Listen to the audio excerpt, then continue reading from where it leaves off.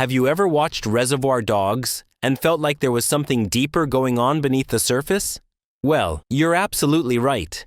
Tarantino didn't just make a heist movie, he crafted a masterpiece filled with hidden meanings, subtle callbacks, and intentional details that 99% of viewers completely miss on their first watch. So in this video, I'm breaking down 25 hidden details in Reservoir Dogs that you definitely missed. And I promise by the end of this, you'll want to re-watch the film immediately. Some of these details are so subtle that even die-hard Tarantino fans overlook them. But once you see them, you can't unsee them. Let's dive in. Detail number 1. The entire opening Madonna debate is actually about the movie itself. When Mr. Brown explains that Like a Virgin is about a woman who's been with a terrible lover and then finds someone who makes her feel reborn, he's unknowingly describing Mr. Orange's situation. Orange has been living as a cop, but when he goes undercover with these criminals, he becomes someone completely new. The song interpretation is a metaphor for identity transformation, which is the core theme of the entire film. Detail number 2. Mr. Orange is called by his real name, Freddy, multiple times by his police handlers, but never once by the criminals. This creates a split identity where we, the audience, see both sides of him, but the criminals only see the performance. Tarantino is showing you that Freddy the cop and Mr. Orange the criminal are two completely different people occupying the same body.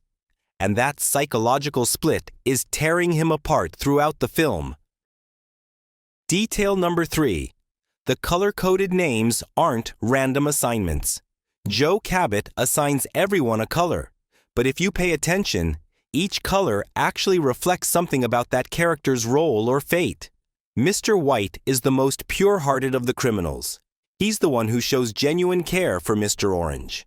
Mr. Pink, the most practical and survival-focused, has a name that's considered weak or feminine, which is exactly why he protests it so aggressively. Mr. Blonde is anything but blonde, which reflects his deceptive nature. The colors are Tarantino's way of telling you who these people really are before you even get to know them. Detail number 4. The opening diner scene runs for nearly 10 minutes without advancing the plot, and that's completely intentional. Tarantino is doing something genius here. He's making you fall in love with these characters, making you laugh at their banter about Madonna and tipping, so that when the violence comes later, it hits you harder. You're emotionally invested in people you shouldn't care about. This is the same technique that makes his later films so effective. Tarantino makes you wait, makes you comfortable, and then destroys that comfort. Detail number 5. The camera never shows us the actual ear being cut off. Tarantino famously cuts away during the most violent moment, panning to look out the warehouse door at an empty lot, and yet everyone remembers seeing the mutilation. This is psychological genius. By cutting away and having us hear the screams and see the aftermath, our imagination creates something far more disturbing than anything he could have shown us. The violence happens in your mind, which makes it infinitely more effective and personal. In interviews, Tarantino has said people accuse him of excessive violence in this scene, but he never actually shows it. Detail number 6. K. Billy's Super Sounds of the 70s isn't just a cool soundtrack choice, it's a character in the film. The DJ, played by comedian Stephen Wright, provides transitions between scenes and creates an eerie juxtaposition between cheerful pop music and brutal violence. But here's what you missed. The radio station continues playing even during the most horrific moments, showing how these criminals are so desensitized to violence that torture is just background noise to them, as casual as listening to oldies. Detail number 7. The warehouse location is deliberately sparse and industrial. It's an empty, echo-filled space that makes every gunshot, every scream, every accusation reverberate with nowhere to escape. The emptiness of the setting mirrors the emptiness of the criminal lifestyle. There's no warmth, no comfort, just cold concrete and the consequences of their choices. Tarantino chose this location to create a pressure cooker environment where paranoia can breed and explode. Detail number 8. Mr. Pink is the only character whose fate remains ambiguous. You hear gunshots and police shouting as he tries to escape with the diamonds, but you never see him die or get arrested. Some fans think he got away. Others think he was killed or captured, but Tarantino intentionally left it unclear. Why? Because Mr. Pink represents pure pragmatism and survival without loyalty. And in Tarantino's world, that kind of moral calculation doesn't get a clean resolution.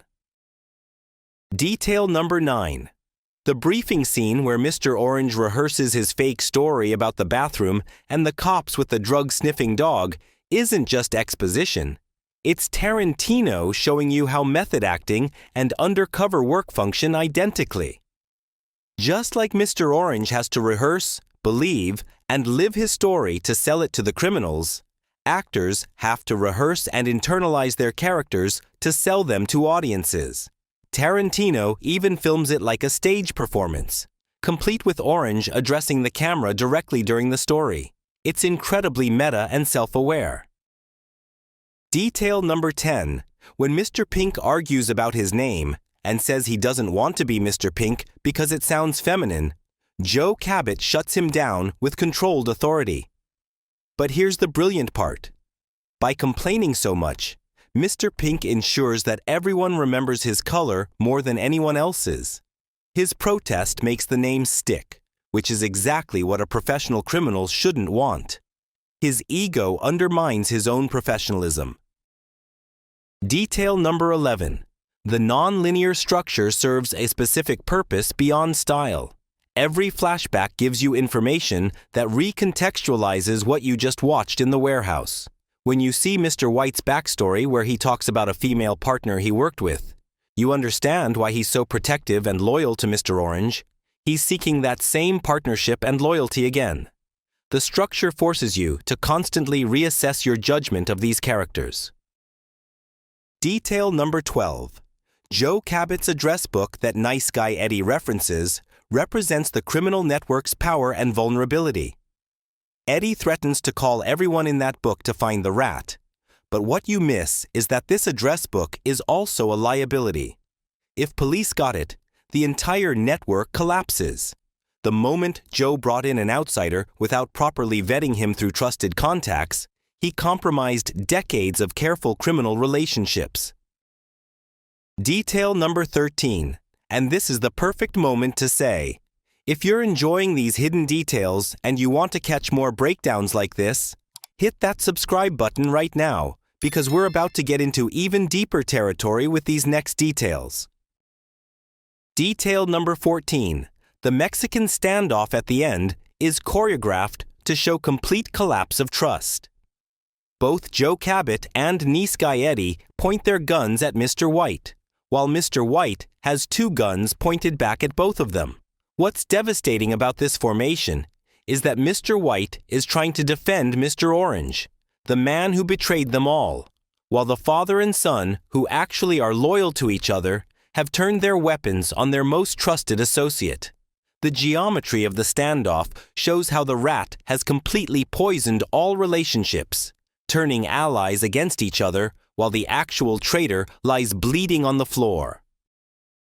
Detail number 15.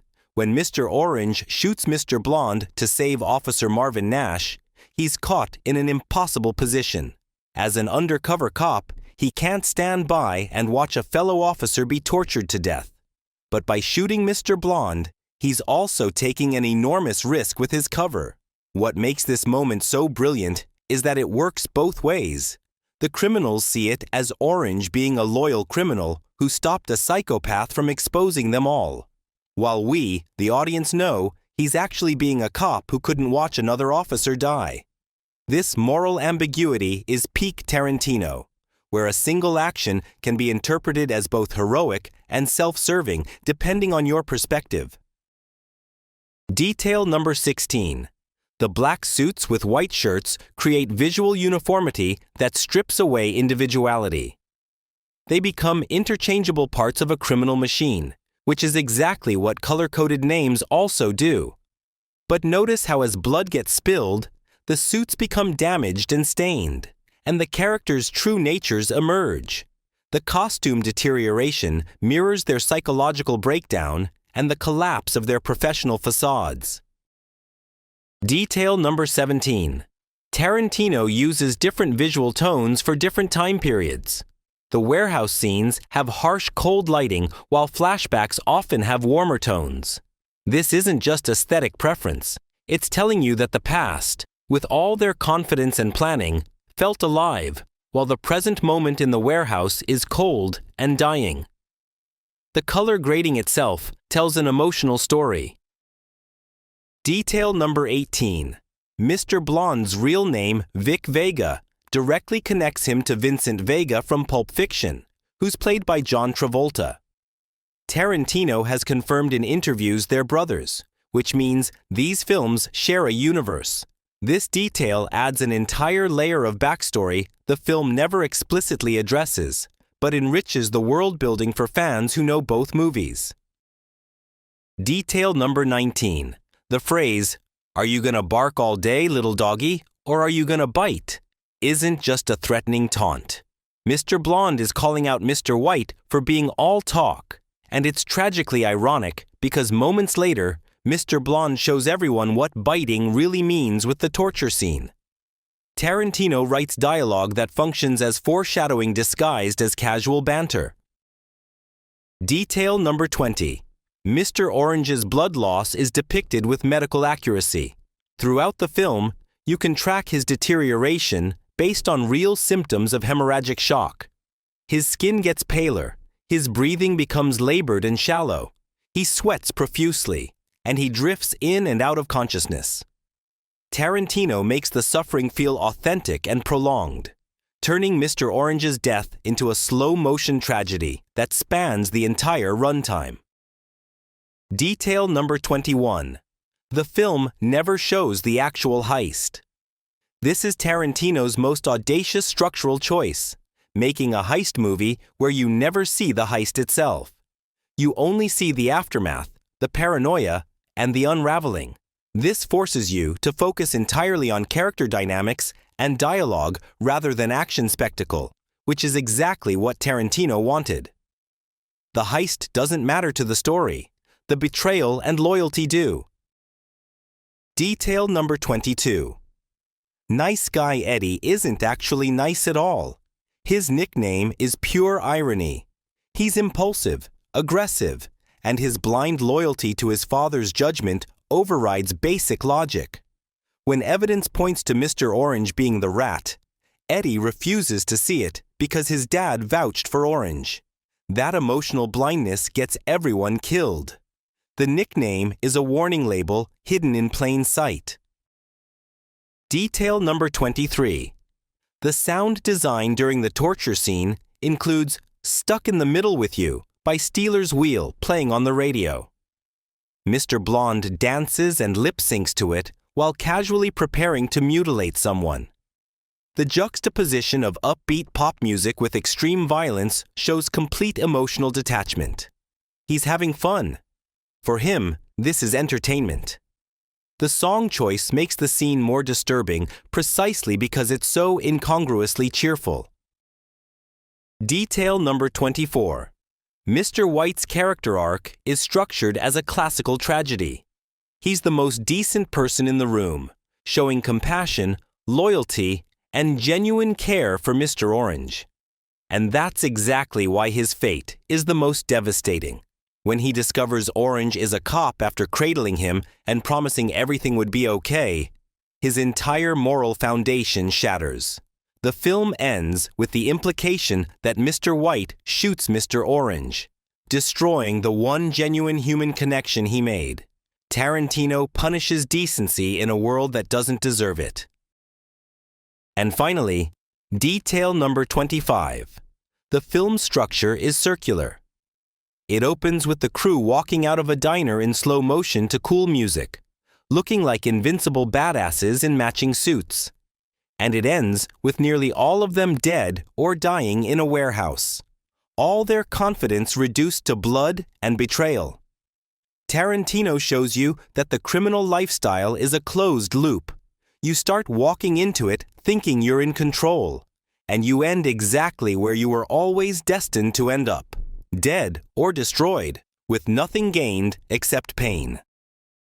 So there you have it, 25 hidden details in Reservoir Dogs that completely change how you experience this masterpiece. Tarantino didn't just make a crime thriller, he made a psychological dissection of loyalty, identity, and violence with more precision than almost any debut filmmaker in history. If you haven't already, smash that subscribe button because I break down Tarantino's films like this constantly, revealing the secrets hiding in plain sight. Thanks for watching, and I'll see you in the next one.